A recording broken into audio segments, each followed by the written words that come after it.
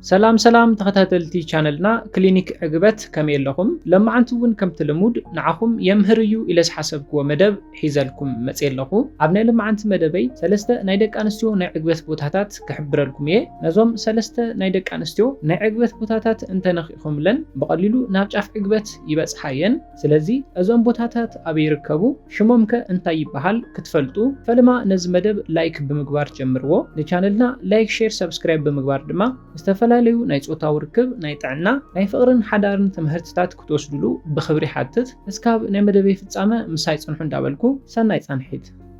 نزوم قصيله زحبرلكم سلسته بوتاتات بصابعتكم بمثلكم انت دليكم دما بخنافركم بملحسكم انت نخيكم لن نابጫፍ عقبت بقليلو يبصحين اتقدماي دق انستيو نابጫፍ عقبت نخبصح زحግዘን ክፋል ሰውነተን ወይ ድማ ክፋል ብልዕተን ሰርቪካል ዝባሃል ስፖት እዩ እዚ ሰርቪካል ንብሎ ስፖት مثلكم እስካብ ማህፀነን ብምእታው ክዕግበን ዝገብር ቦታ እዩ እትኻላይ ደቅ አንስትዮ በቀሊሉ ናብጫፍ ዕግበት ንኽበጽሓ ዝሕግዘን ቦታ ድማ ጂ ስፓት ንብሎ እዩ ንመስለኩም ብልዕተን ክትእትዎ እንተለኹም ናብ ሰርቪካል ከይበጽሐ ኣብ ቀረባ ርሕቀት ዝርከብ ስፓት ጂ ስፓት ንብሎ እዩ ቁሩብ ናብ ብልዕተን መስለኹም እቱ ምስበለ ብላዕለዋይ ክፋል ብልዕተን ዝርከብ ስፓት ጂ ስፓት ንብሎ እዩ እቲ ሳልሳይ ደቂ አንስትዮ ብቀሊሉ ናብ ጫፍ ዕግበት ንኽበጽሓ ዝሕግዘን ንዓኹም ድማ ብፍላይ ነፍቃሪትኩም ንበዓልቲ ቤትኩም ክትዕግቡ ንዝተጸገምኩም ደቂ ተባዕትዮ ዝበለጸ ዝጠቕመኩም ክፋል ብልዕተን ሲ ስፓት ንብሎ እዩ ወይ ድማ ብትግርኛ ጉድበ ንብሎ እዩ እዚ እውን ኣብ ኣብዝሓ ደቂ አንስትዮ ኣብ ደጋዊ ክፋል ብልዕተን ዝርከብ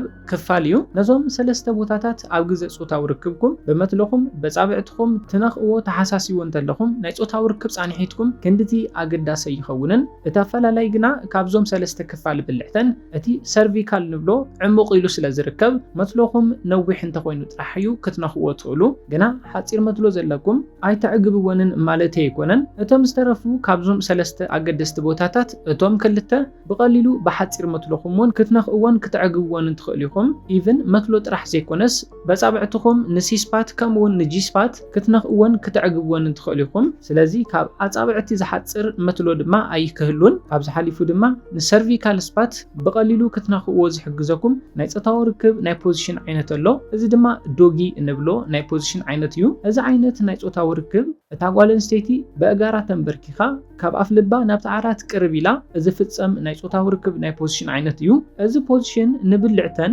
ንደገ ዝበለጸ ውጽእ ክብል ዝሕግዘን በዚ ድማ ንሰርቪካል ስፓት ዝበለጸ ውጽእ ክብልን ብሓጺር መትሎ ክንከኣን ይሕግዘኩም ስለዝኾነ ሓጺር መትሎ ሃሊኩም እውን ብዶጊ ናይ ፖዚሽን ዓይነት ብቀሊሉ ንሰርቪካል ክትነኽእዎ ትኽእሉኹም ንጂ ስፓት ንምርካብ ድማ ክንድቲ ገጅፍ መትሎ ኣየድልን ግና ቅርጺ መትለኹም ኣገዳሲ እዩ ብሰንኪ ቅርጺ መትለኹም ንጂ ስፓት ዘይክትነኽእዎ ትኽእሉሉ ዕድል ኣሎ ንኣብነት መትለኹም ናብ ውሽጢ ብልዕተን ከኣቱ እንተሎ መትለኹም ናብ ታሕቲ ዝድቅስ ወይ ድማ ናብ ላዕሊ ከም ባናና ቅንዕ ዝብል እንተኾይኑ ዝተፈላለዩ ናይ ጾታዊ ርክብ ፖዚሽናት እንዳተጠቐምኩም ንጂ ስፓት ክትነኽእዎ ኣለኩም ጂ ስፓት ከም ዝፍለጥ ኣብ ላዕለዋይ ክፋል ብልዕተን ስለ ዘሎ መትለኹም ከም ባናና ጥውይ ዝበለ ቅርጺ እንተሃሊዎ ሚሽነሪ ናይ ጾታዊ ርክብ ፖዚሽን ተጠቐሙ ከምኡውን ካት በተርፍላይ ክትጥቀሙ ኣለኩም ግና ቅርጺ መትለኹም ናብ ታሕቲ ድንን ዝበለ እንተኾይኑ ዶጊ ናይ ጾታዊ ርክብ ናይ ፖዚሽን ዓይነት እንተትጥቀሙ ዝበለጸ ነዚ ፖዚሽን ተጠቒምኩም ናብ ጫፍ ዕግበት ከተብጽሕዎን ትኽእሉኹም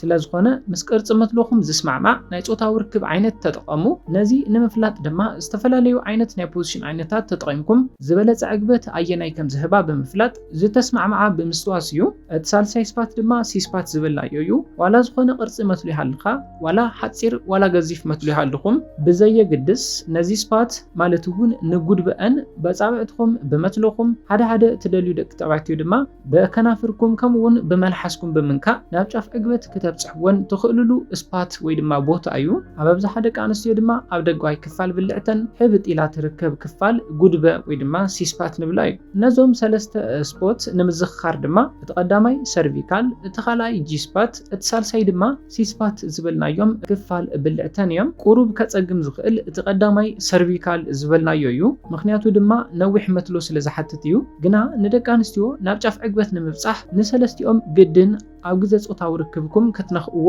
ትጽቢት ይግበረልኩምን ንጂ ስፓት ከምኡውን ንሲ ስፓት ወይ ድማ ጉድበ ዝበልናዮ ተጠቒምኩም ጥራሕ ጥራሕ ናብ ጫፍ ዕግበት ጾታዊ ርክብ ከተብጽሕዎን ትኽእሉ ኢኹም። ኖኖ ሰለስቲኡማ ክነኽኦለኒ ግና መትሎይ ሓጺር እዩ ዝበልኩም ደቂ ተባዕትዮ ድማ ንዶጊ ናይ ጾታዊ ርክብ ናይ ፖዚሽን ዓይነት ተጠቒምኩም በዚ ብቐሊሉ ንሰርቪካል ብመስሎኹም ክትነኽእዎ ዝሕግዘኩም ስለ ዝኾነ ብቐሊሉ ነዞም ሰለስተ ስፖታት ስለትነኽእዎ ናብ ጫፍ ዕግበት ከተብጽሕዎን ትኽእሉ ኢኹም። ነዚ ምስ ረኣና ሓደ ኣገዳሲ ሓሳብ ኣሎ። ብዙሓት ደቂ ተባዕትዮ ትርስዕዎ ዘገድስ ነገር እዩ። እዚ ድማ ነቲ ሳልሳይ ስፓት ጉድበአን ወይ ድማ ሲስፓት ዝበልናዮ ምርስዓኹም እዩ። መትለኹም ናብ ብልዕተን ክኣቱ እንተሎ ንሰርቪካልን ከምኡውን ንጂስፓትን ትነኽእዎ ኢኹም። ብፍላይ ንውሕ ዝበለ መስሎ ዘለኩም ደቂ ተባዕትዮ ከምኡውን ዶጊ ናይ ፖዚሽን ዓይነት ትጥቀሙ ደቂ ተባዕትዮ ነዞም ክልተ ስፓታት ትነኽእዎም ኢኹም። ግና ንጉድበአን በጻብዕትኩም ብኸናፍርኩም ብመልሓስኩም ብመትለኹም ምሕስሳይኩም ትርስዑ ደቂ ተባዕትዮ ኣለኹም። ግና እዚ ክርስዕ ዘይብሉ እዩ። ነዚ እንተጌርኩም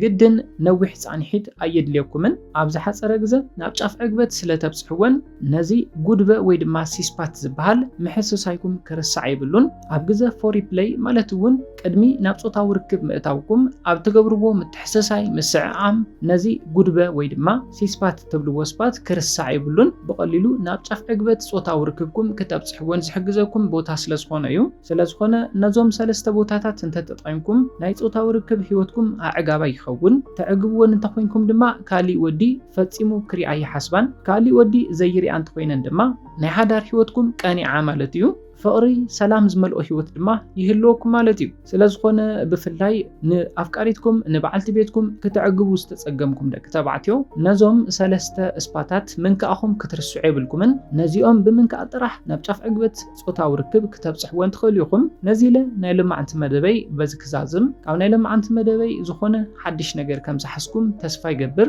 መደብና ናብ ብዙሓት ሰባት ክበጽሕን ትምህርቲ ክወስዱሉን ብፍላይ ነፍቃሪቶም ንበዓልቲ ቤቶም ክዕግቡ ዝተጸገሙ ኣሕዋትና እዚ ቪድዮ ክበጽሖም ላይክ ሼር ሰብስክራይብ ምግባርኩም ከይርሳዕ። ነዚ ቻነል ላይክ ሼር ሰብስክራይብ ብምግባር ዝተፈላለዩ ናይ ጾታዊ ርክብ ናይ ጥዕና ናይ ፍቕርን ሓዳርን ትምህርቲ ክትወስዱ ብኽብሪ ሓትት። ብኻሊእ መምሃሪ ሓሳብ እስካብ ንራኸብ ሰላምን ጥዕናን ንኹላትና ይቐኒለይ።